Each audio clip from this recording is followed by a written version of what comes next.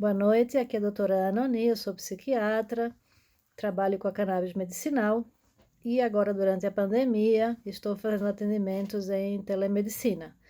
A grande vantagem da telemedicina nesse momento de pandemia é minimizar a circulação de pessoas, aumentando o risco de contaminação.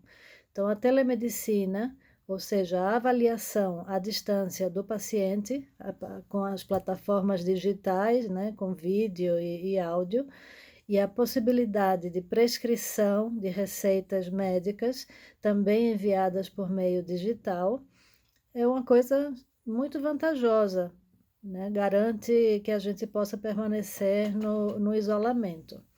A grande desvantagem da telemedicina é que, dada a distância entre o médico e o paciente, o exame físico fica mais difícil.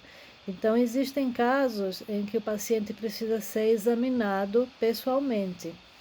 O que pode se fazer nesses casos é uma consultoria, ou seja, um paciente tem um médico no local que ele se encontra e esse médico pode examinar sob orientação do outro médico que está à distância e que pode ter uma especialidade que esse médico que acompanha o paciente não tem, e orientar um exame físico. Então, a telemedicina, a minha expectativa é de que fosse liberada depois da pandemia, porque é uma ferramenta extremamente útil.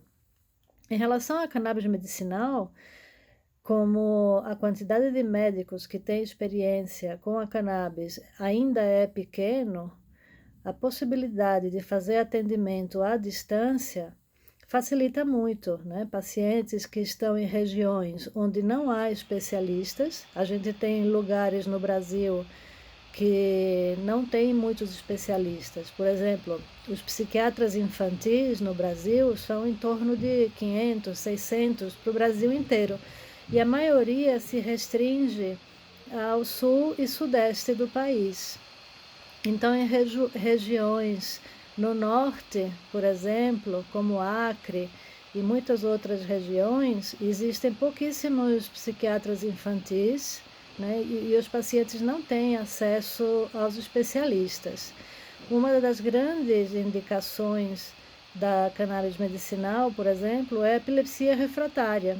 Então, a possibilidade de um paciente fazer um diagnóstico, receber um atendimento e receber um diagnóstico e uma prescrição de cannabis medicinal, num caso de epilepsia, por um neurologista infantil ou um psiquiatra infantil, é uma coisa extremamente útil e que a gente tem medo de perder quando termine a pandemia.